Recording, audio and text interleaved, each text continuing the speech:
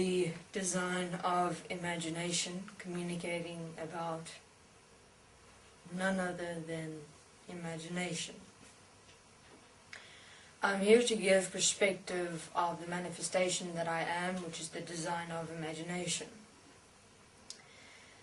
Imagination is the origin or source, reason and purpose for the design of imagination was to preoccupy and entertain human beings in this world. Many human beings have heard others presumably complimenting another human being with the statement of, "Wow, you have got such an imagination," or "You've got a wild imagination."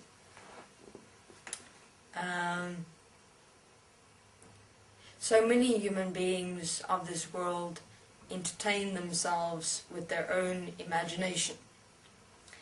In their mind, creating or manifesting an alternate illusioned reality in which they apparently experience themselves in many various different ways. And I'm returning again to the reason and purpose for the manifestation of the imagination. Its only purpose and reason for existing is to preoccupy, entertain, and divert human beings' attention from themselves as the breath of life.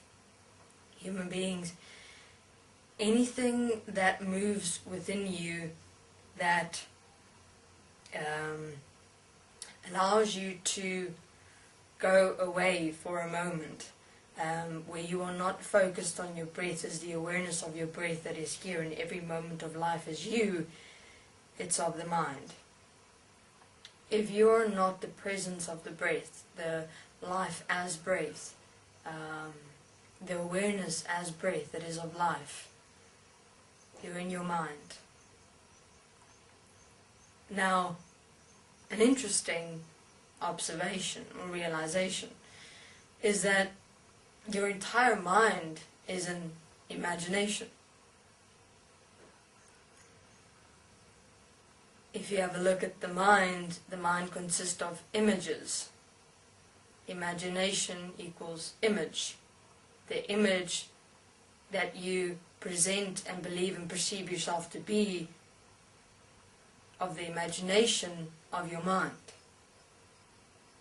So the entire mind system, mind construct, is an alternate illusioned reality, constructed, designed, manifested, created, placed, infused to preoccupy human beings, to keep human beings busy, to keep human beings entertained, to not remain here as the breath of life in every moment. Have a look, human beings. Observe your mind. Your mind entertains you because you don't seem to... it entertains you from the perspective that it always keeps you busy. It always keeps you preoccupied. You have never yet allowed yourself to live the breath of life as you. You are the breath of life, of oneness and equality.